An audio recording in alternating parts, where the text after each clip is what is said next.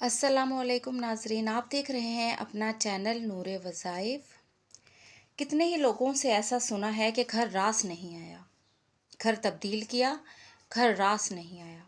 चाहे आप किराए पर कहीं घर पे शिफ्ट हो रहे हो, चाहे आप ज़ाती मकान लेकर शिफ्ट हो रहे हो, चाहे आप अपना मकान नया बनवा कर तामीर कर कर शिफ्ट हो रहे हो, कितने लोगों से सुना है। यकीनन आप लोगों ने भी अपने आसपास ऐसा ज़रूर कोई ना कोई शख्स से सुना होगा कि घर रास नहीं आया, सुकून उड़ गया है, चैन उड़ गया है, बरकतें ख़त्म हो गई हैं, माशी तंगी में गिरफ्तार हो गए हैं। और इंतहा तो ये होती है कि अमवात तक बात आ जाती है कि अच्छा भला शख्स था, इस घर में आते बीमार रहने लग गया, मौत तक बात जा पहुंची। आया है सुनने में ऐसा लोगों के। तो आज इस डेप्थ पर हम बात करेंगे, इस गहराई पर हम बात करेंगे। नया मकान नाज़रीन कराम, नया मकान। सबसे पहली बात तो ये कि अगर आप अपना घर तामीर करवा रहे हैं, कहा जाता है कि मकान जितना खूबसूरत होता है, जितना फंटेस्टिक होता है, वसी होता है, टाइलें, मार्बल, बागीचे कितना खूबसूरत हो, उतना ज़्यादा जिन्नात को पसंद आता है। अब ये शहर वाले लोग यकीनन नहीं एग्री होंगे इस बात से, लेकिन वो अपनी ज़िंदगी में मौजूद मुश्किलों के वजूद से एग्री ज़रूर होंगे। बाज़ लोग ऐसे होते हैं ना, जिन्नात को नहीं मानते, लेकिन वो जब अपनी ज़िंदगी की बेसुकूनी, बेचैनियाँ देखते हैं ना, तो ये उन्हीं के असरात से तो होती हैं। वरना अल्लाह और अल्लाह का कलाम ये तो बरकत वाला है, सुकून वाला है। ये जो बेचैनियाँ हैं, ये परेशानियाँ हैं, ये सारा कुछ जो है, ये कुछ हमारे अपने आमाल की सज़ा होती है, कुछ आजमाइश होती है। नेक लोगों को हमारा रब आजमाता है कि देखते हैं मेरा बंदा कितना सब्र करता है। और कुछ ये होते हैं जिन्नात की वजह से। इसकी मिसाल आप यूँ ले लीजिए, एक कुत्ते की मिसाल आपको देना चाहेंगे। अक्सर आपने गलियों में से गुजरते हुए देखा होगा कि नाली में कोई कुत्ता बैठा होता है। टेम्परेचर को, गर्मी का जो टेम्परेचर होता है उसे कम करने के लिए, अपने जिस्म को सुकून देने के लिए, नाली का गंद, गलाजत, कीचड़ उसके जिस्म पे लग जाता है। फिर वो उठकर अपने बदन को झाड़ता है, तो उसके बदन से क्या निकलता है? कीचड़ ही निकलता है ना, गलाजत, बदबूदार छींटे। तो अगर इस तरह का कि जानवर आपके घर में आ जाए, अपनी गंदगी, अपनी गलाजत को आपके घर में झाड़ दे, तो कैसे असरात होंगे फिर आपके घर पर, बिलखुसूस अगर वो जिन्नात की शक्ल में हो। जिन्नात सबसे ज़्यादा हर घर के बैतुल खला में होते हैं।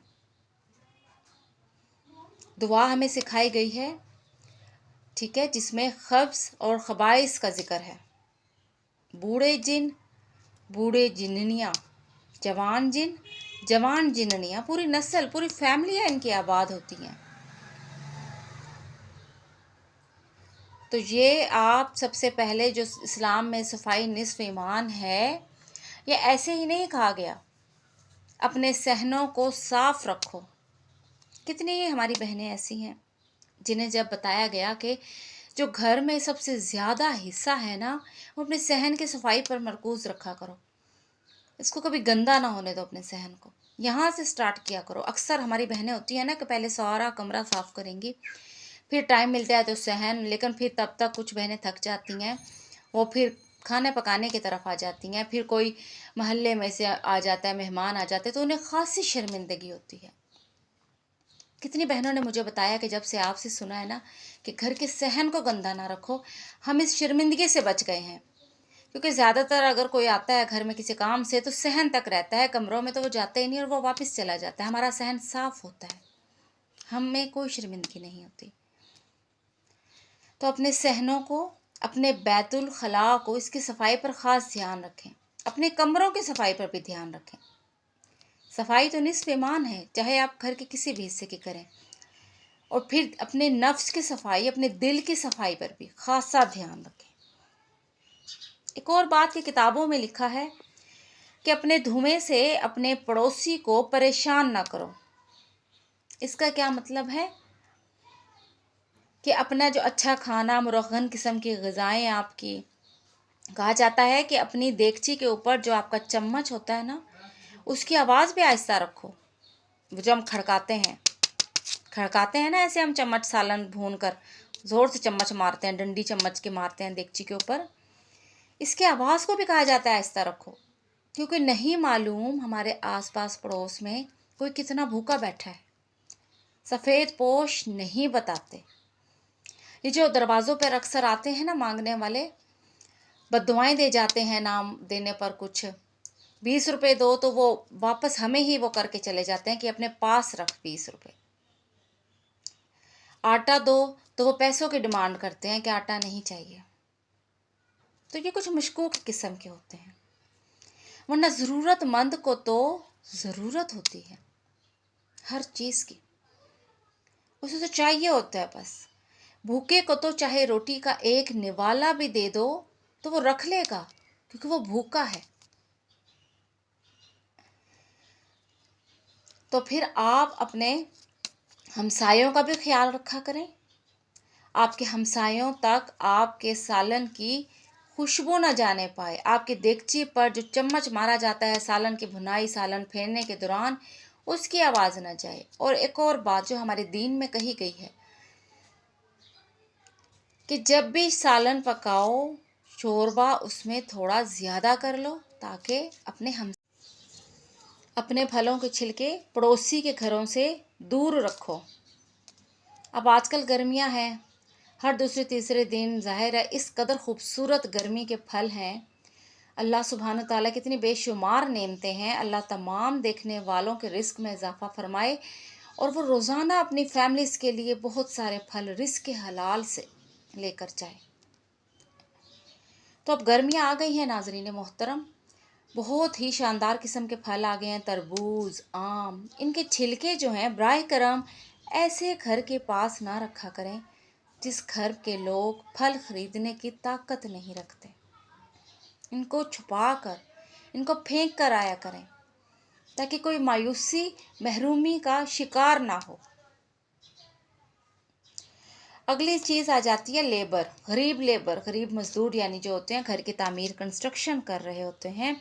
بعض اوقات یہ بھی دیکھا جاتا ہے کہ جب ان کا حق مارا جائے، ان کو ساتھ برا سلوک کیا جائے، بد سلوکی کی جائے، کہتے ہیں کہ مزدوروں کی نظر بھی اکثر کھا جاتی ہے۔ اب تو سائنس بھی یہ بات ماننے لگی ہے، ایول آئی، بیڈ آئی جسے کہتے ہیں۔ حضرت علی کرم اللہ وجہہ کے کئی فرامین ہیں اس بارے میں، نظر بد پر آل رسول و اصحاب رسول کے کئی فرامین ہیں اس بارے میں۔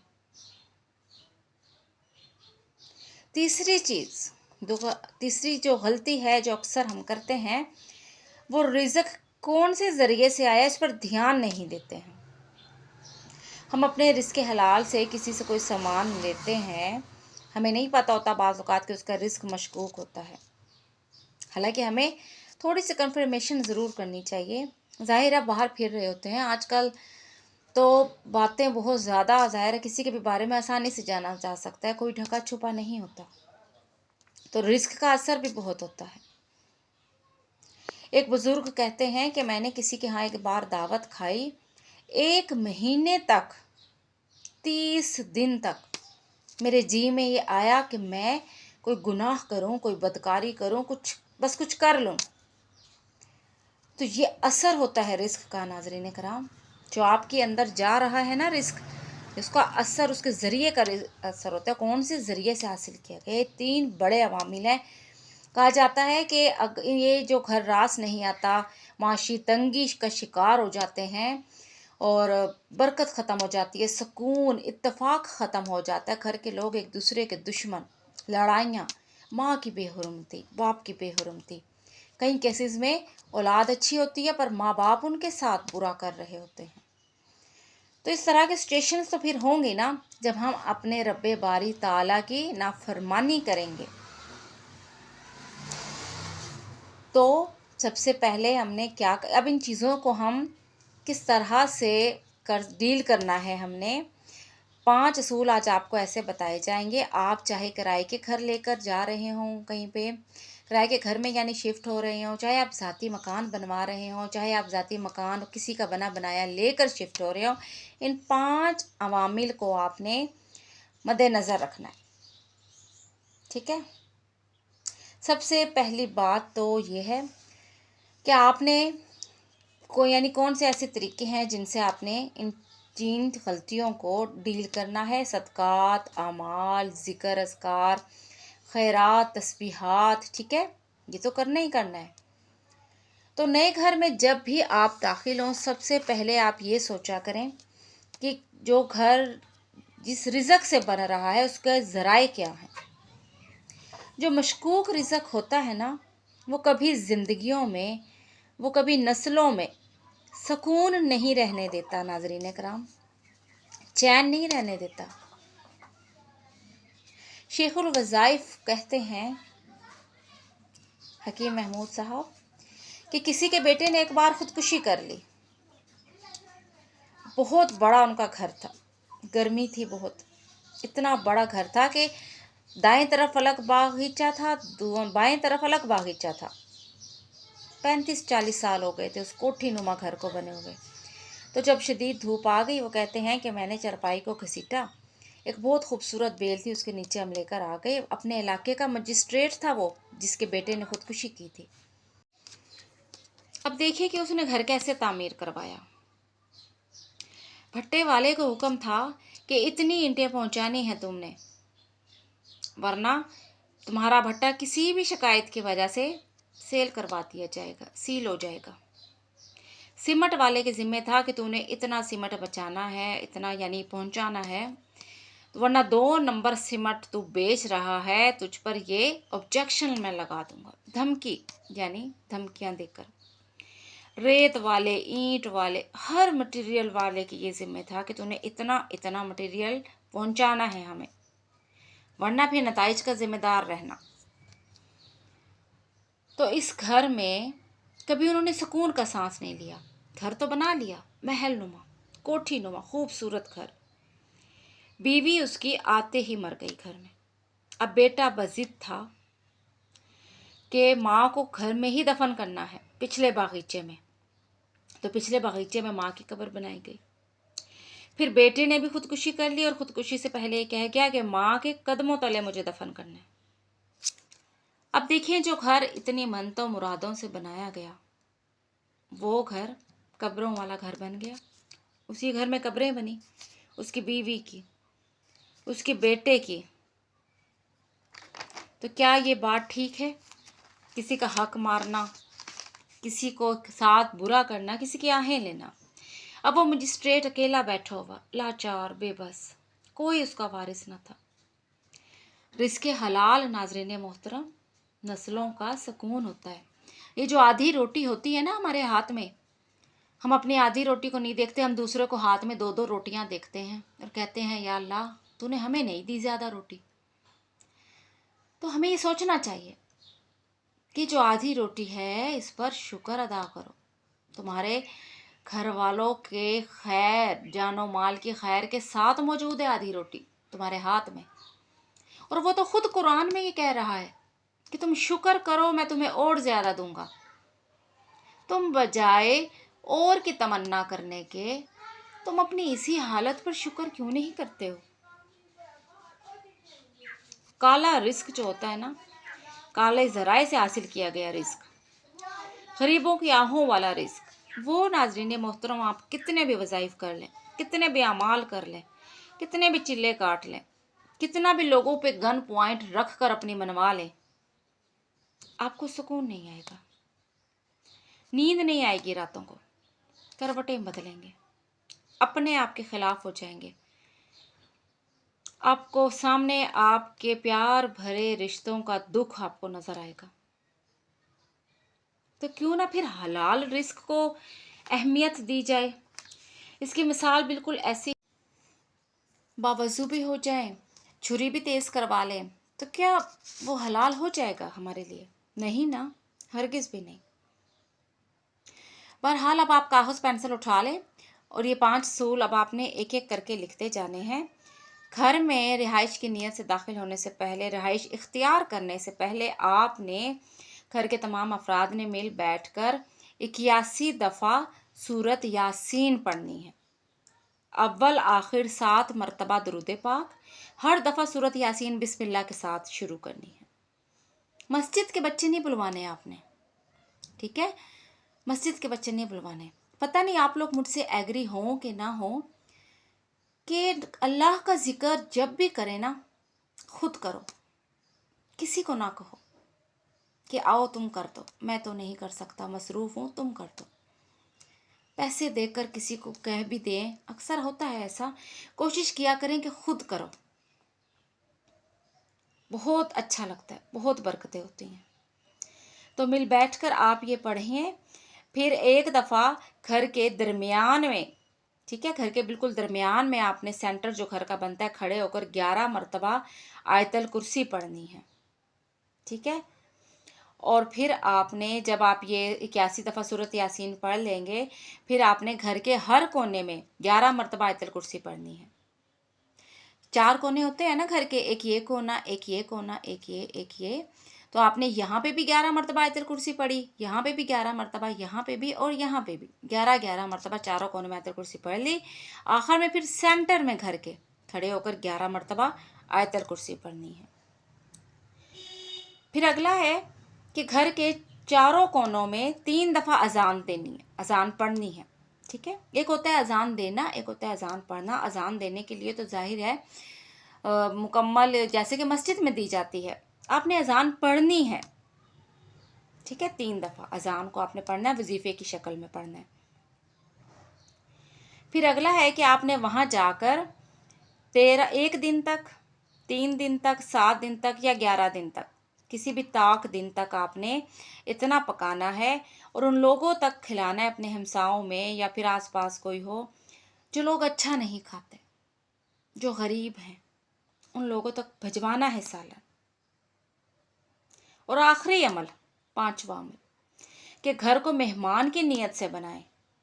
کتنے لوگوں کو ایسے تجربات دیکھنے میں آئے ہیں، انہوں نے کرائے کا گھر لیا اور انہوں نے یہ نیت کی کہ ہمیں ہمارا گھر یا اللہ مل جائے تو ہم اس میں مہمان کا استقبال کیا کریں گے، کھلایا کریں گے، پلایا کریں گے، ہم مہمان کی عزت اور تکریم کیا کریں گے، اور انہیں ذاتی گھر مل گیا۔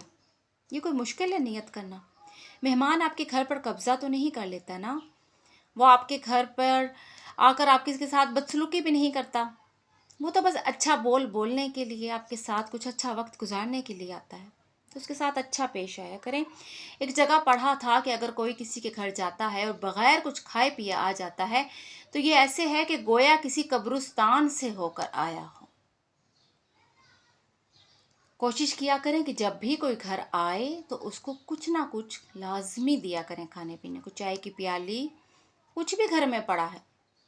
ہاں، اگر کچھ بھی ایسا گھر میں موجود نہیں ہے تو اللہ معاف کرنے والا ہے۔ اگر بالکل گھر میں کچھ بھی موجود نہیں، ویسے گھر میں دودھ، چائے کی پتی تو موجود ہوتی ہے ہر وقت، تو آپ نے یہ نیت کرنی ہے کہ مہمان کو میں کھلاؤں گا، پلاؤں گا، عزت سے بٹھاؤں گا، تو یہ آپ نیت کیا کریں۔ جیسا کہ آپ کے گھر میں موجود اگر روشن دان اگر آپ رکھواتے ہیں، گھر تعمیر کرتے ہوئے آپ یہ نیت کرتے ہیں کہ اس سے ہوا اندر آئے گی، ہوادار لگے گا، روشنی آئے گی، اگر آپ یہ نیت کر لیں گے کہ اذان کی آواز آئے گی تو کتنی خوبصورت نیت، اور اس کا اجر کتنا خوبصورت اور ثواب کس قدر ہوگا۔ اپنی نیت کو اچھا کیا کریں، نیت اچھی رکھا کریں، ٹھیک ہے؟ کہا جاتا ہے کہ بدترین پیسے والے وہ ہیں، بدترین پیسہ وہ ہے جو کہ مٹیریل اور بلڈنگ میں خرچ ہوتا ہے، جہاں پر رشتوں کی قدر نہیں کی جاتی، مہمانوں کی عزت نہیں کی جاتی، حق مارا جاتا ہے لوگوں کا، آہیں مزدور کی مزدوری نہیں دی جاتی، حالانکہ اس کی مزدوری ہمارا دین ہمیں کہتا ہے کہ پسینہ خشک ہونے سے پہلے اس کی مزدوری سے ادا کرو۔ ویڈیو طوالت کا شکار ہو رہی ہے ناظرین محترم، ہم اپنی ویڈیو کو اختتام کی طرف لے کر جاتے ہیں۔ امید ہے آپ لوگوں کو سمجھ آ گئی ہوگی، اس کو شیئر ضرور کر دیجیے گا، ہمارے چینل نور وظائف کو سبسکرائب کر لیجئے تاکہ آپ کو وقتاً فوقتاً ہماری ویڈیوز مل چکیں۔ مل سکیں۔ اس دوران اگر مجھ سے کوئی غلطی سرزد ہو گئی ہو تو رب باری تعالیٰ کے حضور توبہ کی طلبگار ہوں۔ السلام علیکم۔